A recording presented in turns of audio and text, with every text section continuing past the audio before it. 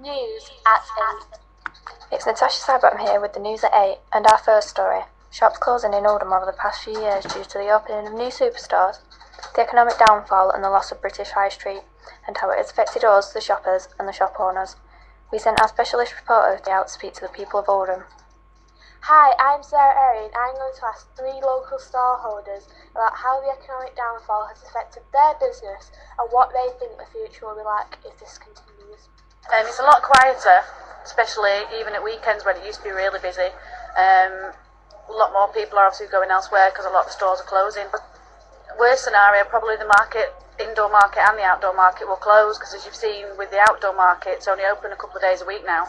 Well, trade is not too bad because people have still got to eat.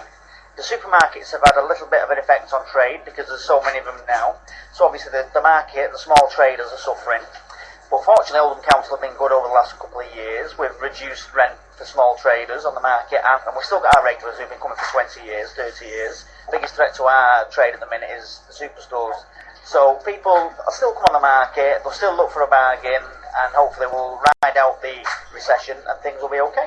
It's affecting everything, but the biggest factor is the supermarkets. They're open 7 days a week, so it's very hard to compete with that, And plus, we have the traffic wardens walking around here, so that don't help us, And the car parkings, the fees are too expensive, the rents are too high. So if it carries on like this, we'll be closed up within the next year or so anyway. That's how bad it is. It's dramatic. In other news, our popular local charity Dr Kershaw's Hospice is holding a fundraising trek to the Himalayas, which will take place on 13th of March 2012.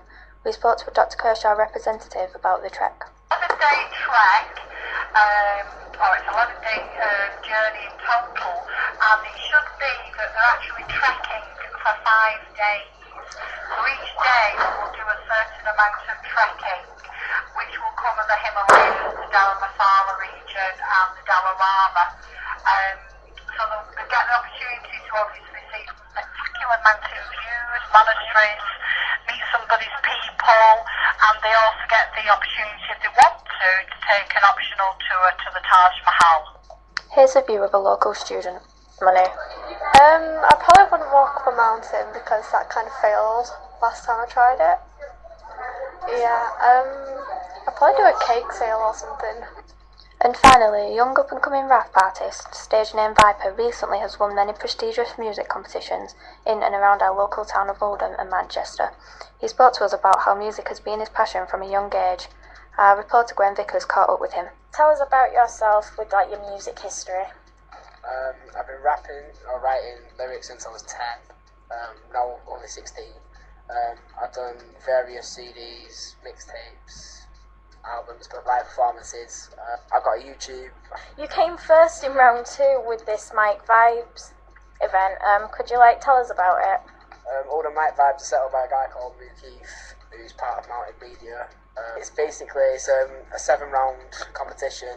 Each week, each artist is given a slot of 3 tracks to perform, and then Lou Keith himself is the judge. He bases it on crowd reaction, lyrics, delivery, actual look on stage, how you act on stage, charisma. Particularly last week was round 2. I came first, which is kind of a shock. So the winner of each round gets 50 quid, and the winner of it all gets the album recorded for free and free music video. First Class Music, could you tell us a bit about it? First Class Music it was just 2 artists at the start of it. It was me and the guy from Florida called Bandage, called Blinks is his artist name. He added me on BBM about a year ago now, and ever since that we started it up, got the name, got the logo. We've got another 2 artists on the label now. It's not really a label, but we call it like it's cool. I'm not really sure who really inspired me to start making music, but inspiration's really not necessarily musically, it's just what happens in life, because I write about what I go through or what people go through or what I see every day. So really, I just want to make a living off music, not necessarily famous or lots of money, just enough to get by each month.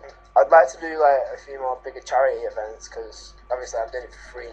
It's a better feeling than when you're taking money off someone to still feel kind of cheeky. We also spoke to a couple of his fans. He's really good. He's an absolute star. That's all for the news with me, Natasha Sidebottom, and it is now 8:05.